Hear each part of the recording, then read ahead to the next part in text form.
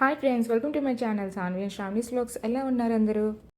పిల్లల కోసం మళ్ళీ నేను హెల్తీగా టేస్టీగా ఒక మంచి సమ్మర్కి ఒక మంచి కూలింగ్ రెసిపీ అయితే తీసుకొని వచ్చానండి. కస్టర్డ్.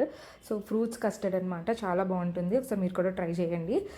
దీని ప్రాసెస్ ఏంటంటే ఫస్ట్ 1/2 లీటర్ పాలు తీసుకొని దాన్ని బాయిల్ చేయాలి. ఈలోగే మనం ఒక చిన్న కప్ తీసుకొని అందులోని 2 స్పూన్స్ కస్టర్డ్ పౌడర్ వేసుకొని దాన్ని మెల్ట్ చేసుకోవాలన్నమాట. పాలు అన్నవి బాగా బాయిల్ అయిన తర్వాత దాంట్లోకి ఈ కస్టర్డ్ పౌడర్ ఏదైతే మిక్స్ చేసుకున్నామో మనము దాన్ని అయితే మనం ఆ మిల్క్లోకి యాడ్ చేయాలి. యాడ్ చేసిన తర్వాత బాగా బాయిల్ అవ్వాలి. దాంట్లోకి మనము షుగర్ అనేది యాడ్ చేసుకోవాలన్నమాట. మనకి ఎంత స్వీట్నెస్ కావాలని అంత జాగ్రీ పౌడర్ అయినా యూస్ చేయొచ్చు, కొంచెం షుగర్ అనేది కూడా యూస్ చేయొచ్చు. చిన్నప్పుడు మేము ఫ్రూట్స్ విడివిడిగా ఇస్తే మా మదర్ మేము సరిగ్గా తినేవాళ్ళం కాదు. సో అందుకని మా మదర్ అయితే ఇలా కస్టర్డ్ అనేది చేసేవారనమాట. చాలా బాగుండేది. ఫ్రిడ్జ్లో పెట్టుకొని తింటే కనుక చాలా కూలింగ్గా చాలా టేస్టీగా ఉండేది.